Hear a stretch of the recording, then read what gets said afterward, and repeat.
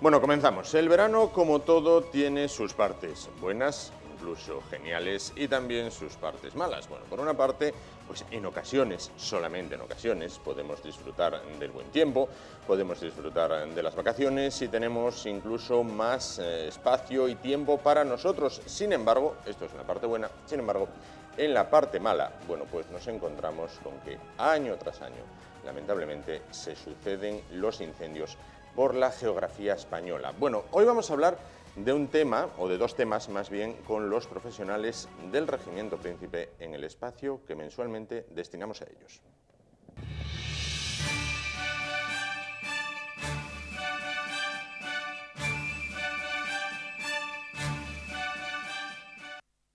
Algunos se preguntarán, ¿y qué tiene que ver el verano con los profesionales del Regimiento Príncipe? Bueno, pues tiene que ver y mucho, ya que tienen dos citas prácticamente obligadas. Su presencia en la Feria Internacional de Muestras de Asturias y su presencia también en la conocida como Operación Centinela Gallego.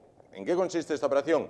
Ellos nos lo explicarán, pero básicamente prevenir incendios en los bosques, en este caso de la comunidad vecina. Bueno, para hablar de este tema, de estos dos temas, se encuentran esta noche con nosotros el teniente Marcos Marina Robledo. ¿Qué tal? Buenas noches. Buenas noches. Junto a él el sargento Antonio Carro Fernández. ¿Qué tal? Buenas noches.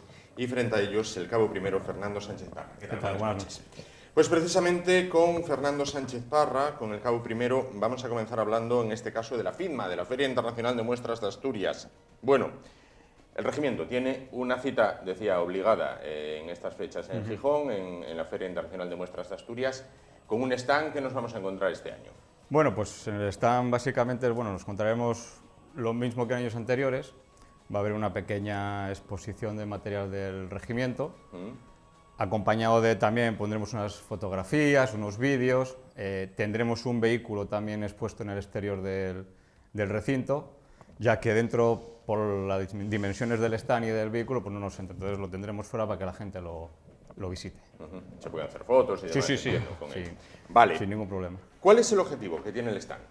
Hombre, el objetivo básicamente es dar a conocer las Fuerzas Armadas a la población.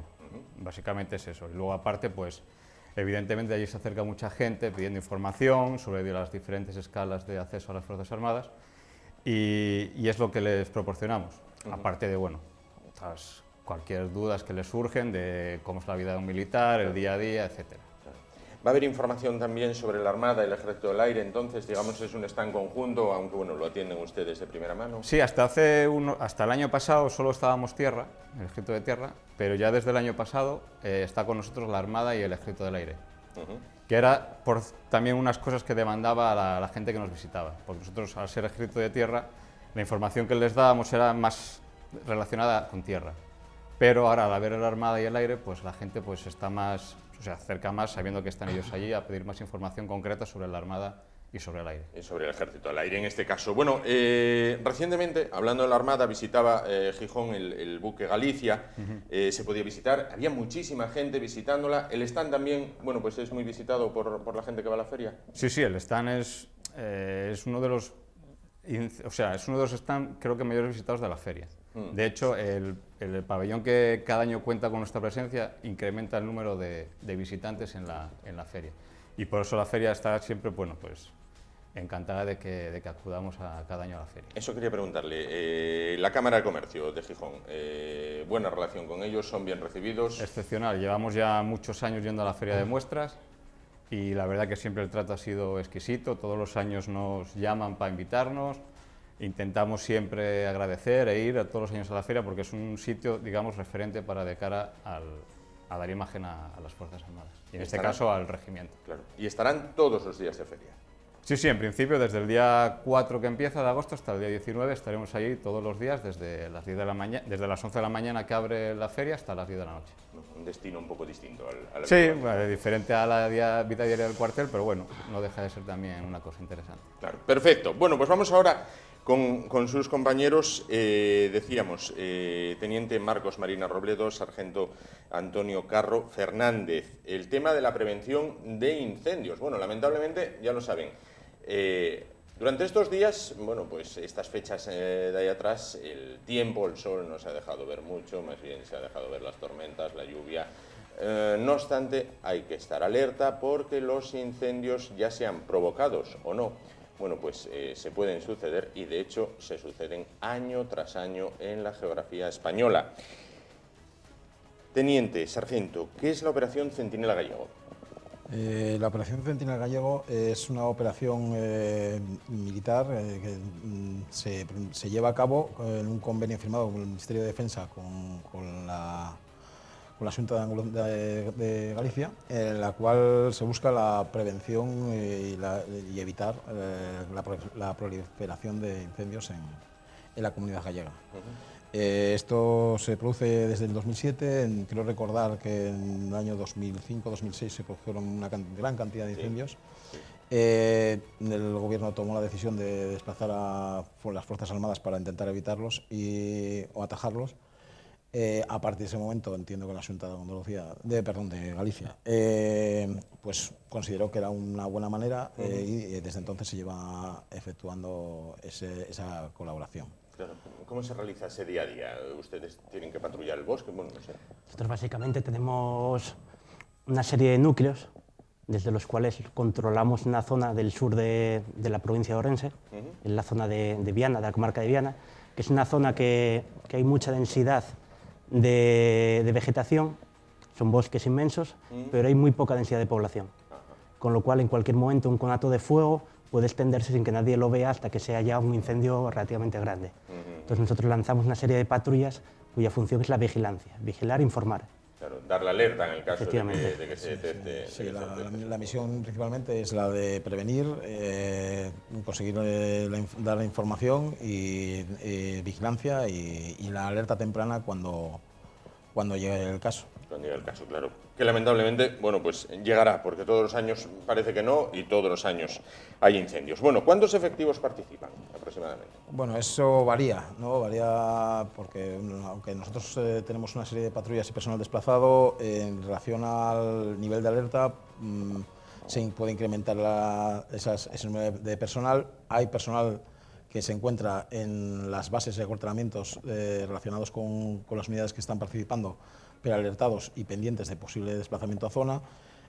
Hay unidades unidades del Ejército del Aire y incluso de la Armada colaborando en esta operación y en ciertos momentos, con motivo de ciertos operativos, puede desplazarse a zona diferentes recursos de las Fuerzas Armadas para colaborar o para realizar misiones específicas o con motivo de posibles incendios, incluso desde helicópteros a incluso la UME, con lo cual decir una cantidad de un personal no se puede definir exactamente porque el número de personal varía, incluso personal logístico también, ¿no? Entonces ese personal varía diferente, pero vamos, el funcionamiento básico de todo en general es que hay un jefe de área del que depende después un jefe de célula y un oficial de enlace, del jefe de célula que viene a ser mando y jefe de área, que son mando y control,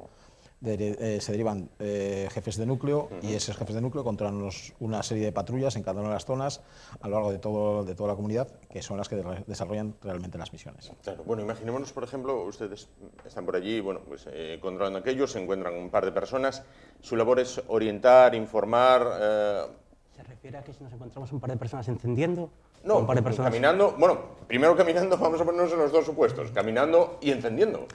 Caminando, por ejemplo. Nuestra labor es la vigilancia, simplemente. Evidentemente por ahí trabaja gente, vivirá gente y tal, caminando se encontraremos gente por todas partes. Claro. De hecho, al fin y al cabo hay aldeas, hay un montón de sitios donde la gente realmente nos quiere mucho, porque saben que gran parte de su vida diaria depende de nuestra labor allí. Claro. ¿Y si lo encontramos? A ver, nuestra labor principal es la de la prevención. El hecho de tener unidades por toda una zona rural en la que, de hecho, hay gente que se sorprende, de repente dan una vuelta en la esquina y se encuentra con una unidad militar en un sitio en el que no se espera encontrar a nadie, porque claro, tenemos una capacidad de movilidad alta y estamos acostumbrados a circular por zonas en las que normalmente no circula nadie. Eso, evidentemente, se transmite y hace que aquellos que tengan intenciones se lo piensen, con lo cual la prevención siempre es lo primero. También, bueno, el contacto con la población civil es importante. La obtención de información en base a encontrarte a alguien, solamente con muchas veces el buenos días, vale, pero otras veces el buenos días supone que a lo mejor esa persona se acerca y se interesa, oye, tal, Claro. bueno, pues mirar por ahí, que eso es obtención de información. Y desde luego una vigilancia en ciertos momentos, pues, o puntos concretos, o zonas que nosotros creemos de riesgo, o incluso personas que nosotros son consideradas de riesgo, con unas capacidades que nosotros tenemos. Evidentemente nosotros no podemos actuar sobre un incendio, no somos la UME, nosotros somos una unidad de infantería, nosotros tenemos unas capacidades, en base a esas funcionamos, se nos obtiene el mayor rendimiento en base a las capacidades que tenemos. Que hay que actuar sobre un incendio es porque habrá riesgo para las personas, que es lo primero, o que puede haber que nuestra inacción puede conllevar que eso vaya más, Claro. porque tenemos unos medios limitados. Claro. Y lo he dicho, no somos bomberos, Claro. no somos brigadistas. En base a eso se actúa si se procede, pero lo más importante sobre todo es la actuación, la vigilancia y la presencia de nuestras unidades, que puede evitar Y disuadir a aquellos que Claro. tengan malas intenciones. Habrá mucha gente que se lo pregunte, ¿por qué en Galicia y no en Asturias? La Xunta de Galicia es la que se puso en contacto con la Brilat y pidió que se organizara esta operación. En principio nosotros actuamos en esta operación porque somos parte de la Brilat. La unidad que firma el convenio o a la que se le asigna esta misión es la Brilat, una unidad cuyo cuartel general está en Galicia. Como parte de la Brilat, tanto nosotros como puede ser, por ejemplo, la unidad de caballería de Valladolid, Sí. participa en ello. El hecho de que Asturias no tenga firmado un convenio, no somos... Claro, no. Sí.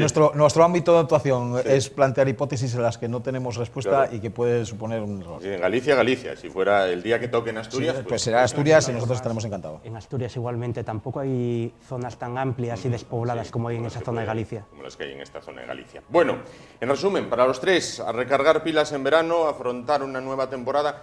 Ustedes me comentaban antes, han estado los tres en anteriores ocasiones en Líbano, que va a ser uno de los destinos a los cuales se trasladará el regimiento. En esta ocasión me decían que no van a estar en esta misión, pero bueno, es importante ahora, al margen de lo de la feria y al margen de lo de Galicia, bueno, pues recargar fuerzas, porque va a ser una temporada, llamémosla así, como en el argot deportivo, va a ser una temporada dura, ¿no?, con esa misión en el exterior, ¿no? Me imagino. Sí, porque los compañeros que están preparando para la misión, las otras funciones pues las tendremos que ejercer el personal que se queda en la unidad. Entonces, hay que recargar fuerzas para que luego el segundo semestre, cuando se desplace la unidad al Líbano, pues los que quedemos aquí, pues Claro, cubramos sus necesidades al estar ellos fuera. sin duda, ¿no? Sí, y los compañeros que se van a trasladar a la zona empezarán una fase de preparación que va a suponer un esfuerzo tanto para ellos como para también sus familias, que tendrán que empezar a prepararse de la ausencia de sus seres queridos. Y yo, pues, todo en base a un tiempo fuera, con lo cual a veces las misiones que duran 6 meses fuera, para las familias a veces duran algo más. Claro. Entonces, pero bueno, es nuestra vida. Esa elegimos y, por tanto, a ellos nos tenemos que tener y por desgracia, nuestras familias también. Claro. Bueno, pues buen verano dentro de todas estas obligaciones para los tres y por ende, por extensión, a todo el regimiento que, como saben, nos ha atendido de manera maravillosa. Hemos conocido gente verdaderamente fantástica, hombres y mujeres profesionales, con la base en el acuartelamiento Cabo Noval, en el concejo de Siero. Bueno, esperemos que para el año próximo, o para la temporada próxima más bien, nosotros vamos como en el deporte, vamos por temporadas, pues poder contar con ellos y escuchar, bueno, pues todo lo que nos tienen que contar. Muchísimas gracias a los tres. Lo dicho, que disfruten de un gran verano y muy buenas noches. Buenas noches. Bueno, pues nos vamos muy rápido a publicidad, cambiamos de asunto, volvemos y continuamos el programa de hoy. Hasta ahora.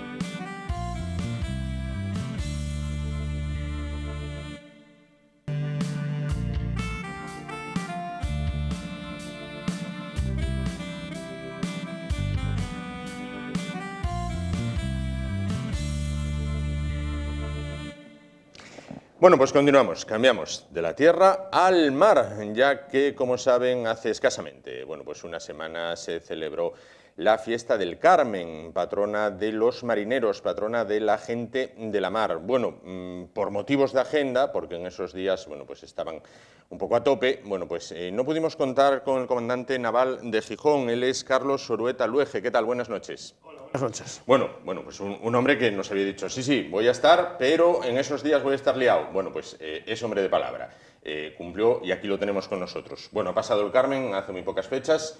Bueno, entiendo que es la fiesta de su patrona, todo bien, todo perfecto, ¿no? Todo perfecto. Además, acudió muchísima gente a la celebración, gente de todas las ramas que tenemos algo que ver con la mar, pescadores, marinos mercantes, portuarios, la Guardia Civil y muy bien. La celebración fue estupenda. La iglesia de San Pedro y luego tomamos un vino español en el Club de Regatas. Una festividad que une tanto a civiles como a militares en este caso, ¿no? A todo el mundo que trabaja en la mar. De hecho, es curioso que la Armada quizás haya sido la última que se ha incorporado a la celebración de la Virgen del Carmen, porque antes la patrona de la Armada, hace unos 100 años, no era la Virgen del Carmen, era la Virgen del Rosario, que se llama la Galeona. La Galeona porque normalmente era la Virgen, una réplica, que se llevaba siempre en los galeones cuando las flotas de Indias iban desde Cádiz hasta el Nuevo Mundo. Hasta el Nuevo Mundo, hasta el Mundo Nuevo. Claro. Bueno, recientemente, y vamos a ver unas imágenes, ha estado en Asturias el buque de asalto anfibio Galicia, barco que se ha podido visitar en el muelle del Musel, en Gijón. Ha habido mucha gente visitando este barco. ¿Notan el cariño de la gente, los integrantes de la Armada? Sí, muchísimo, muchísimo. Además, no hay más que ver las colas que había para ver el barco y eso que no es nada cómodo. Ir al puerto del Musel, hay que ir, está fuera de la ciudad, luego hay que ir un tramo andando, hacía sol, hacía calor, en fin, que se agradece muchísimo porque las colas, en fin, eran importantes. Sí, siempre. De siempre, además, se nota que en este puerto, el puerto de Gijón, siempre acoge con muchísimo interés cualquier visita de cualquier barco de la Armada, de siempre. El personal atento al máximo, tanto oficiales como marineros e infantes de marina, vamos, atentos a más no poder con la gente. Pues muchas gracias, eso es un cumplido. Sí, Estamos en nuestra casa, somos los anfitriones y viene a gente a vernos, procuramos ser lo más atentos posibles y que la gente se lo pase bien. Que la gente conozca lo que tenemos, los medios que tiene, que son de todos, no son solamente nuestros. Claro. ¿Perciben en la actualidad más empatía, aprecio y valoración por el trabajo que realizan que hace unos años? Bueno, la verdad es que ahora, pues sí, las encuestas CIS a lo mejor pues dan ciertos datos de valor que se puede... Pero bueno, yo de toda la vida, desde que yo estoy en la Armada, he notado siempre el cariño de la gente en los puertos nacionales y especialmente en los puertos extranjeros, donde la colonia española siempre ha tenido, pues eso, es un trocito de España que anda por ahí, por aquellos mares, por aquellos mundos, y cuando va un barco, pues todo el mundo se vuelca con nosotros de una forma un poco especial, pero en España, en todas partes. Yo he estado en todos los puertos de España y siempre el recibimiento ha sido muy bueno. Ahondando en esto que comenta, leía recientemente en internet que el Juan Sebastián Elcano, el buque escuela de la Armada, que prácticamente es un embajador flotante, ¿no? Va por el mundo, cuando da la vuelta al mundo, cuando toca dar la vuelta al mundo, pues...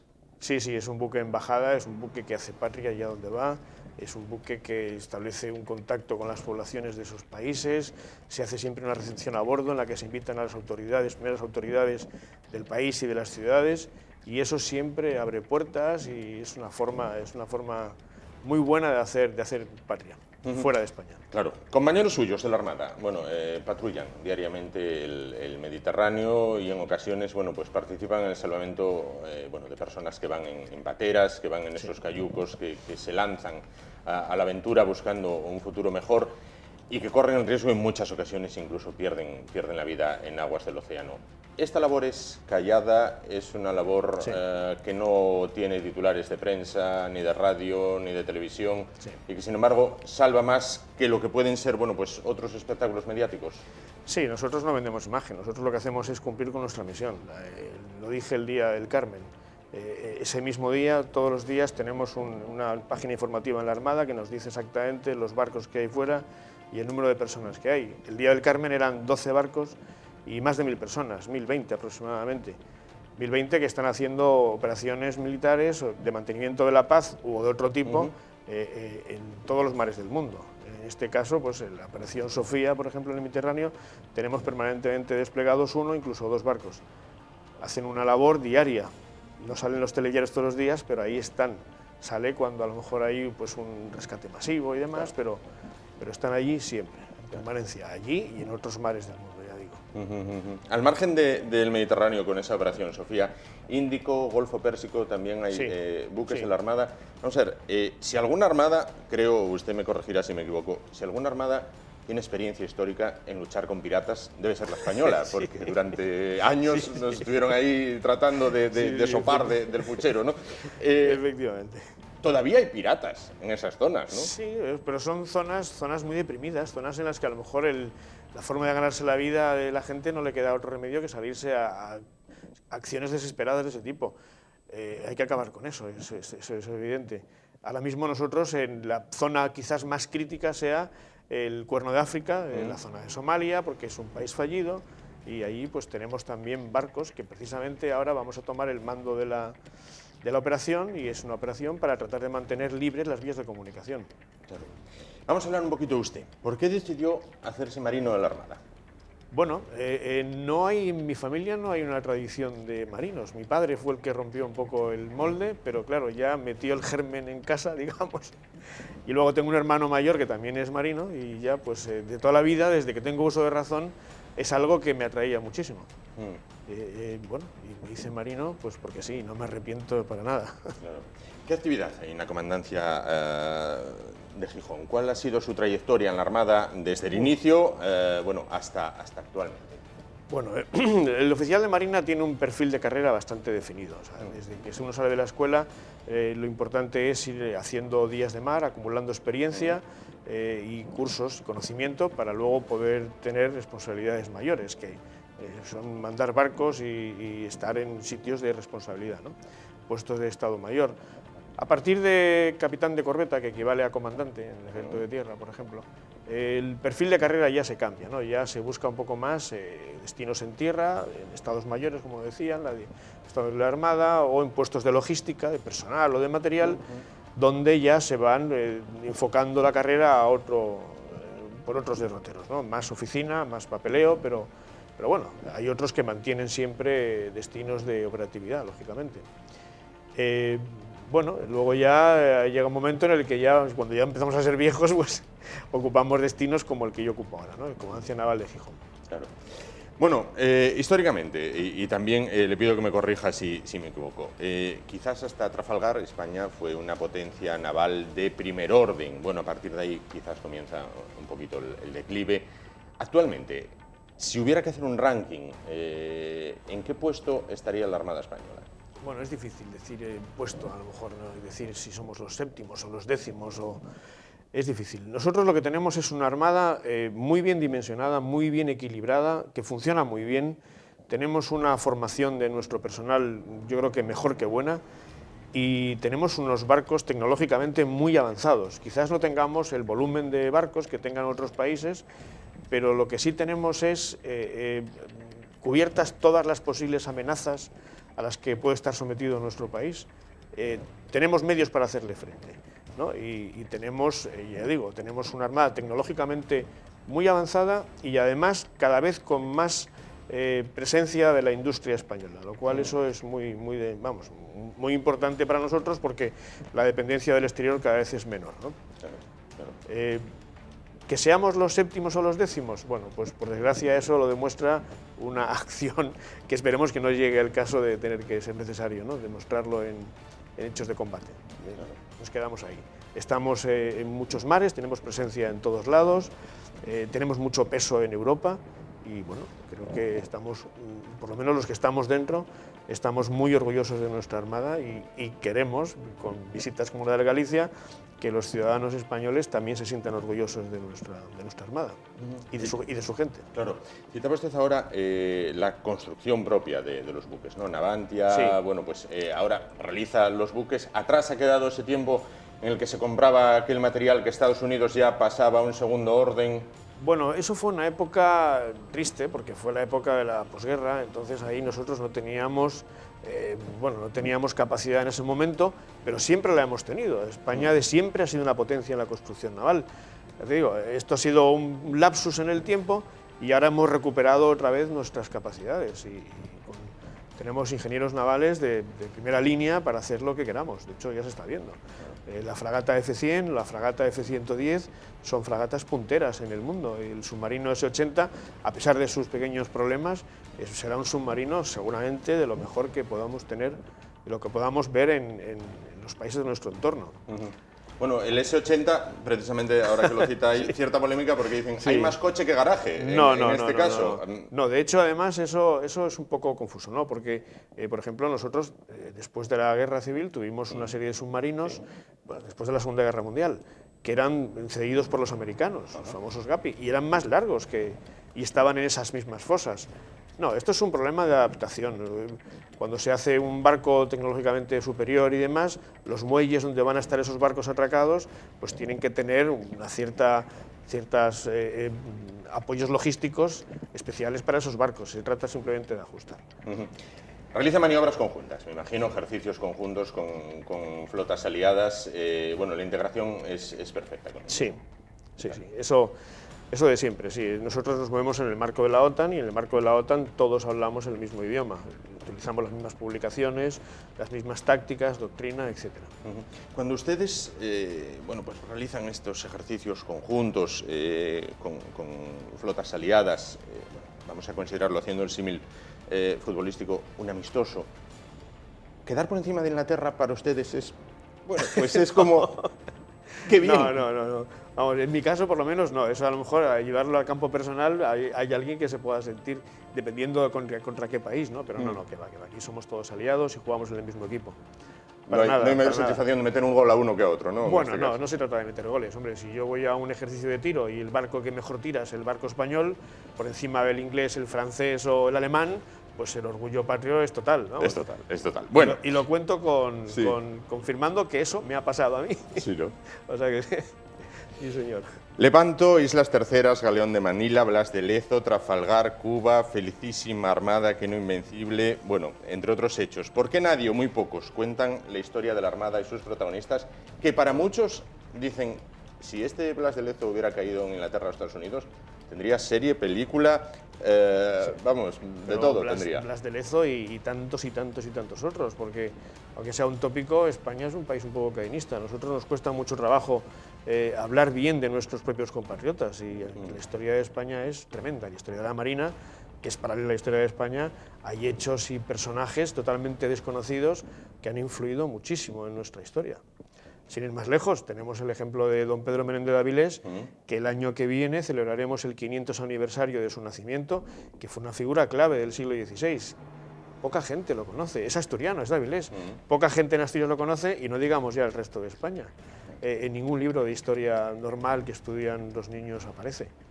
Igual que tampoco aparecía Blas de Lezo. Pues esperemos, esas cosas hay que cambiarlas y sentirse orgulloso de nuestro pasado, por supuesto. Recuperando esas figuras. Hay que recuperarlas como sea, poco a poco. Nosotros contribuimos, la Armada contribuye, tenemos un órgano de historia y cultura naval que hace ciclos de conferencias, que apoya, por ejemplo, ahora para el caso de don Pedro Menéndez de Avilés, pues este organismo apoyará a Avilés en todo lo que se le pida, lo que se pueda, claro, para resaltar la figura. O sea, y por supuesto el Museo Naval, tenemos museos navales en Cartagena, en Ferrol, el de Madrid es muy importante, es muy bonito, todo el que va sale asombrado de lo que hay ahí dentro y de lo que se ve, que es muy bonito, y es la historia de España. Sin duda. Bueno, Pedro Menéndez de Avilés, el señor que tiene una estatua en el Parque de Avilés, bueno, rodeada, bueno, pues por unos cañones. El día 23 de agosto se celebra el 100 aniversario de la estatua que preside ese parque. Efectivamente. Para finalizar, si volviese a empezar, ¿volvería a enrolarse en la Armada? Por supuesto. Sí, sin dudarlo. Sin dudarlo. Sin dudarlo, sería uno de estos chicos. Y además, con todo lo que sé ahora, con más razón. Claro, sin duda. Pues Carlos Sorueta Luege, comandante naval de Gijón, muchísimas gracias por estar esta noche con nosotros. Muchas gracias y le invitamos a que continúe porque vamos a hablar a continuación de un tema que salió en prensa hace escasas fechas sobre bueno, pues unos buceadores gallegos encontraron los restos de un submarino alemán hundido frente a las costas de Galicia. Bueno, pues nos hemos preguntado ¿por qué? ¿Qué hacen los restos de un submarino alemán hundido frente a las costas de Galicia? Bueno, pues en un paseo por la historia que nos vamos a dar ahora, vamos a conocer qué hacen ahí esos restos. ¿Hay más o no? No lo sabemos. Lo vamos a saber ahora. Hasta ahora.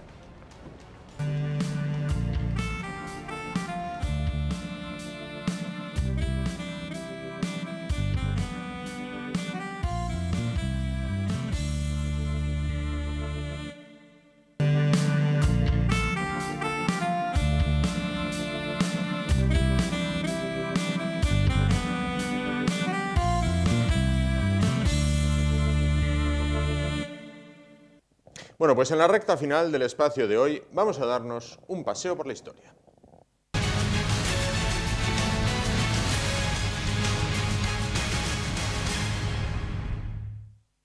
Un paseo por la historia que damos como siempre, como cada mes, de la mano de José María Rodríguez, profesor de Historia. ¿Qué tal? Buenas noches. Sí. Bueno, reza el título Lobos grises en Galicia. No vamos a hablar de los lobos del animal, del cánido, que habita esos montes galaicos, sino lobos grises es el apelativo, la denominación un tanto poética con la que se conocieron durante la Segunda Guerra Mundial a la flota de submarinos alemanes, a los U-Boats, que pusieron en jaque, bueno, pues tanto a la Armada británica como a la Armada estadounidense, y que estuvieron a punto, pues prácticamente ellos solos, pues de poner a Inglaterra de rodillas. Bueno, ¿por qué hablamos en Galicia? Recientemente, quizás lo hayan leído en prensa, bueno, pues unos submarinistas, unos buceadores gallegos localizaron el pecio, localizaron los restos de un submarino alemán hundido, bueno, pues a muy poca distancia de las costas gallegas. Todo el mundo sabía que estaba ahí, pero la localización exacta, decir, oye, aquí,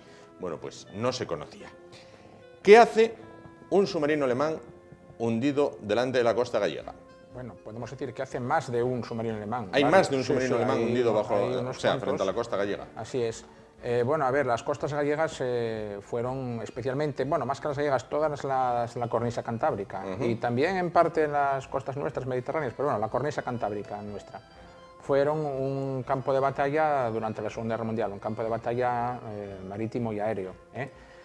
¿Por qué? Porque bueno, las costas de Finisterre especialmente eran y siguen siendo uno de los puntos de paso principales de las grandes rutas marítimas que salen del norte de Europa y bueno, pues entran en el Mediterráneo o se dirigen hacia el Atlántico Sur o se dirigen al Canal de Suez. Entonces esa era una zona de caza de los submarinos alemanes por un lado, y también era una zona donde los submarinos alemanes podían ser cazados a su vez. ¿Cazados por quién? Pues por las fuerzas británicas y norteamericanas, por la US Navy americana, por la Royal Navy británica y por las fuerzas aéreas de ambos países. Porque podemos ya adelantar que, aunque parezca que sí, que es posible que uno de los mayores enemigos del submarino sea el buque de superficie, el destructor o la corbeta, quizás fueron durante la Segunda Guerra Mundial los aviones de patrulla marítima los que más submarinos se cobraron. Y de hecho, bueno, hubo auténticos combates, enfrentamientos aeronavales, en ocasiones casi a la vista de la costa española, de las costas de Finisterre que hemos comentado un momento. Es decir, los alemanes apostaban sus submarinos en la zona de Finisterre, en la zona de Galicia, para esperar los convoys aliados británicos. No tanto apostar, sino que era un punto de paso para unos y para otros. También los submarinos alemanes, desde que Francia cae y es ocupada, disponen como auténticas bases gigantescas para operar de los puertos franceses de la Bretaña. Estoy pensando, bueno, pues desde Cherburgo, bueno, Cherburgo ya no es Bretaña, pero bueno, en fin, Brest, Lorient, Saint-Nazaire, Burdeos, La Pallice, desde ahí salían los submarinos y se dirigían hacia el Atlántico Central y hacia el Atlántico Norte, hacia el Atlántico Sur, hacia el Atlántico en general, y pasaban cerca de las costas gallegas. Las costas de Finisterre. Sí. Bueno. O entraban en el Mediterráneo, también tenían que rodear por la costa gallega en el Mediterráneo. Y la costa portuguesa. Así es. ¿Hubo bases submarinas alemanas en España durante la Segunda Guerra Mundial? No se puede decir que hubiera bases establecidas tal cual. Lo que sí hubo fue determinados puertos donde los submarinos alemanes recibieron abundantes facilidades logísticas para repostar combustible, para hacer reparaciones, para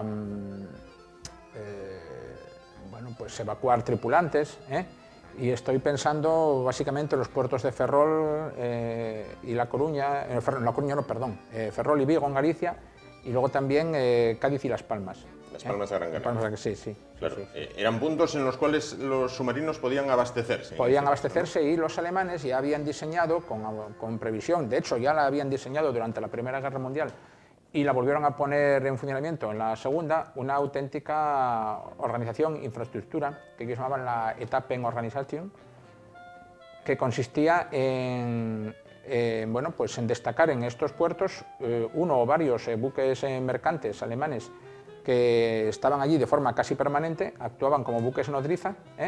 Los submarinos alemanes llegaban allí, contactaban con ellos y se abastecían.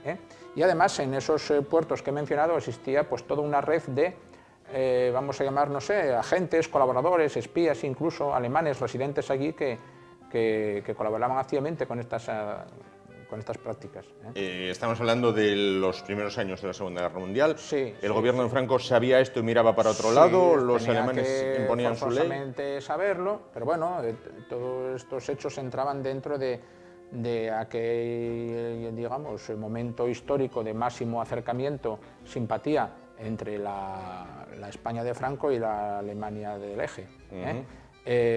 También te digo que estos hechos, estas prácticas, estos sucesos decrecieron mucho a partir de mediados de la Segunda Guerra Mundial. Fueron especialmente intensos y siguieron muchos casos de buques refugiados, de buques que entraban a reparar, de buques que entraban a repostar en la primera mitad de la guerra, digamos que hasta mediados de 1943, cuando la guerra ya da totalmente un giro.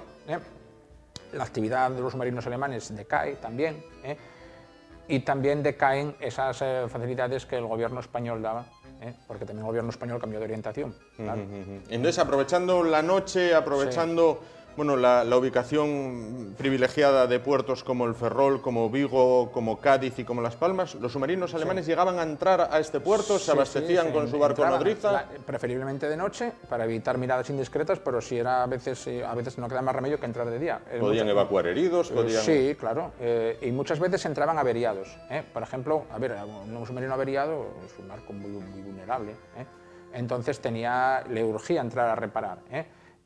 Hubo uno, por ejemplo, el U-760, quedó al garete, no se podía sumergir, quedó sin máquina y tal, y fue rescatado por dos pesqueros gallegos que lo llevaron a remolque a plena luz del día a Vigo. Y ese barco, las reparaciones eran de muchísima envergadura, no pudieron hacerse en un tiempo establecido. La Armada Española intentó adquirirlo para a su vez repararlo, pero vieron que tampoco iba a ser posible. Entonces ese barco permaneció internado en Vigo todo el resto de la guerra hasta la finalización, en que tuvo que ser entregado a los ingleses. Un caso distinto fue el del U-573, que ese fue alcanzado cerca de Cartagena y se refugió en Cartagena con graves averías. La tripulación fue repatriada, y entonces la Armada Española vio que esas averías podían ser subsanables, y lo compró al Estado alemán. Y ya pasó a poder de la Armada Española, y la Armada Española por su cuenta lo reparó. Le costó mucho trabajo y años, no entró en servicio hasta muchos años más tarde, pero fue en un momento dado el submarino más moderno que la Armada Española tuvo. Claro. Era un auténtico ex submarino alemán de la Segunda Guerra Mundial que estuvo en activo hasta 1970. Aquí le cambió el nombre, se le llamó el G7, luego el S-01.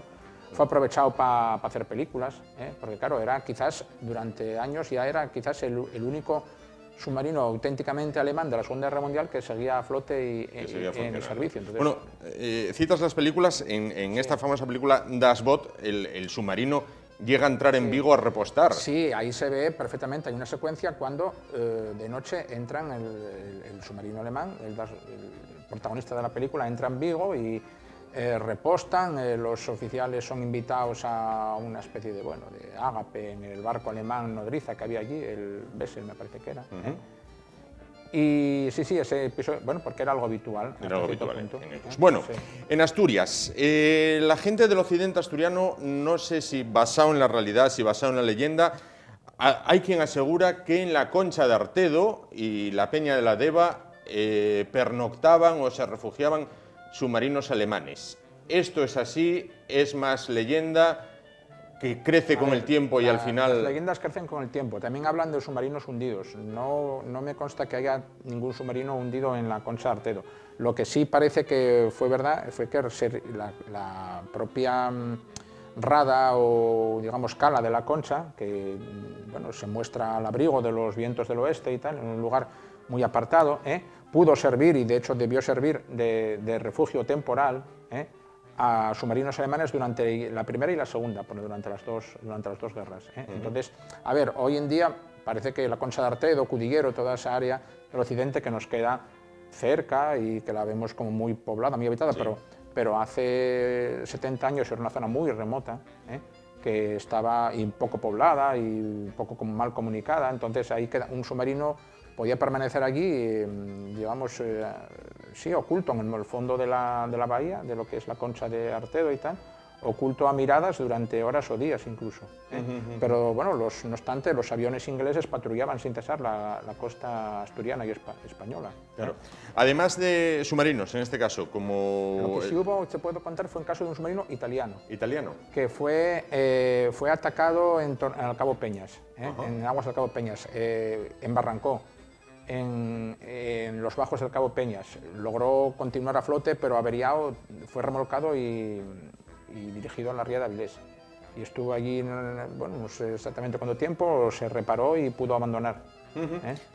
Al margen de ese submarino que se internó en Cartagena, con el cual se quedó España, ¿se quedó España con más material de unos y otros contendientes durante la guerra? No sé, aviones... Aviones, sí. ¿Por qué? Porque igual que, digamos, acudían submarinos y otros barcos averiados, era mucho más habitual y quizás incluso que aterrizaran forzosamente aviones averiados de todos los países. Entonces, bueno, bien, había de todo. Había aviones que lograban ser reparados por sus propios medios aquí, en un plazo prudencial.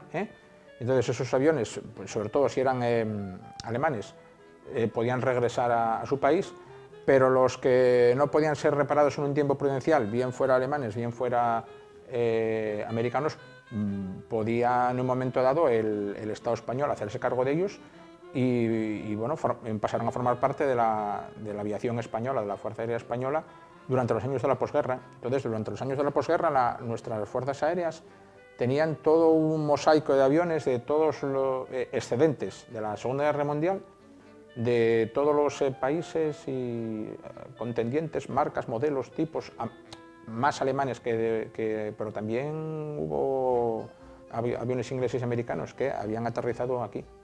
Algunos aterrizaban con miembros de la tripulación muertos o heridos, depende, hubo muchos episodios. En el centro de Asturias hay casos de aterrizajes en el aeródromo de la Morgal, el actual... En la Morgal, bueno, es más conocido sí, en la Morgal debió aterrizar algún bombardero americano, pero es más conocido el episodio del bombardero, bueno, avión de patrulla Cóndor, que aterrizó en Harrio, en el aeródromo de Harrio, en Navia, donde precisamente, justo donde está hoy, el moderno hospital de Harrio está construido sobre las pistas de aquel primitivo aeródromo que recibió a un gran avión de patrulla Cóndor alemán que regresaba alcanzado de hacer una ruta por el Océano Atlántico, y regresaba con un tripulante muerto. Aquellos aviones piensa que podían llevar hasta 8 o 10 tripulantes. Y bueno, estuvo allí durante varios días.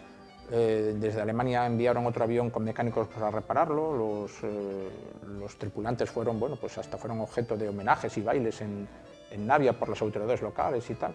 Bueno, un episodio curioso. Claro.